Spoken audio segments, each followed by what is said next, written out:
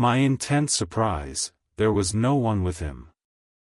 He was quite alone, and on the table opposite him was what I knew at once from the description to be a phonograph. I had never seen one, and was much interested.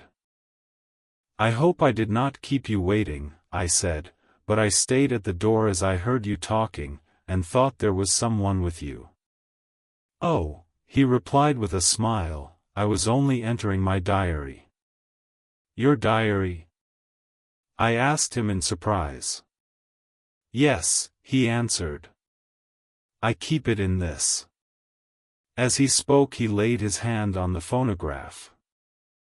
I felt quite excited over it, and blurted out, "Why, this beats even shorthand. May I hear it say something?"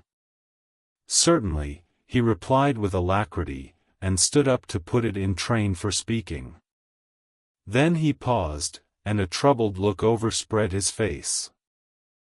"The fact is," he began awkwardly, "I only keep my diary in it, and as it is almost entirely about my cases, it may be awkward he stopped, and I tried to help him out of his embarrassment. "You helped to attend dear Lucy at the end.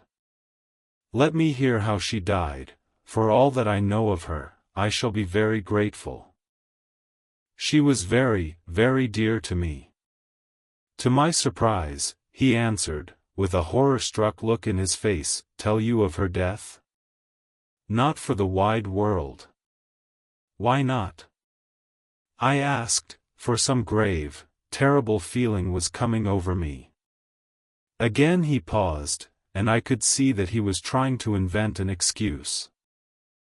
At length he stammered out, "You see, I do not know how to pick out any particular part of the diary." Even while he was speaking an idea dawned upon him, and he said with unconscious simplicity, in a different voice, and with the naivete of a child, "That's quite true, upon my honor." Honest Indian! I could not but smile, at which he grimaced. "I gave myself away that time," he said. "But do you know that, although I have kept the diary for months past, it never once struck me how I was going to find any particular part of it in case I wanted to look it up? By this time my mind was made up that the diary of a doctor who attended Lucy might have something to add to the sum of our knowledge of that terrible being, and I said boldly, "Then, Dr. Seward, you had better let me copy it out for you on my typewriter." He grew to a positively deathly pallor as he said, "No. No. No. For all the world, I wouldn't let you know that terrible story." Then it was terrible, my intuition was right. For a moment I thought, and as my eyes ranged the room, unconsciously looking for something or some opportunity to aid me, they lit on a great batch of typewriting on the table. His eyes caught the look in mine, and, without his thinking, followed their direction. As they saw the parcel he realized my meaning. "You do not know me," I said. "When you have read those papers, my own diary and my husband's also, which I have typed, you will know me better. I have not faltered in giving every thought of my own heart in this cause, but, of course, you do not know me yet, and I must not expect you to trust me so far. He is certainly a man of noble nature, poor dear Lucy was right about him." He stood up and opened a large drawer, in which were arranged in order a number of hollow cylinders of metal covered with dark wax, and said, "You are quite right. I did not trust you because I did not know you. But I know you now, and let me say that I should have known you long ago. I know that Lucy told you of me, she told me of you too. May I make the only atonement in my power? Take the cylinders and hear them. The first half-dozen of them are personal to me, and they will not horrify you, then you will know me better. Dinner will by then be ready. In the meantime I shall read over some of these documents, and shall be better able to understand certain things."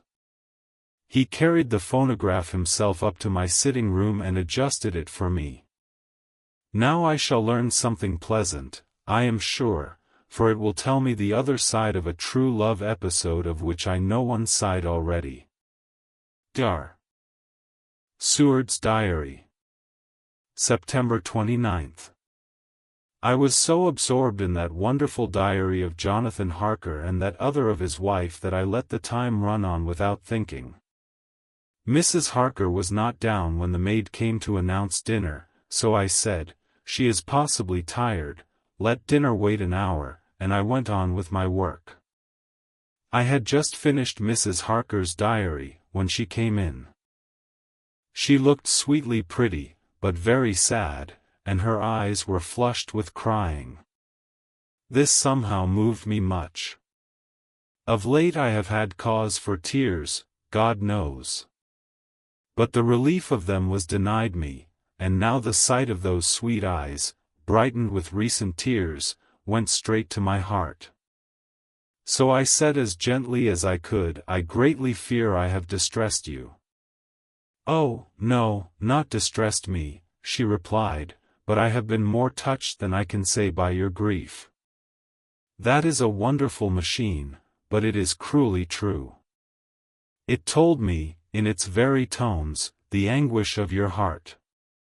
It was like a soul crying out to Almighty God.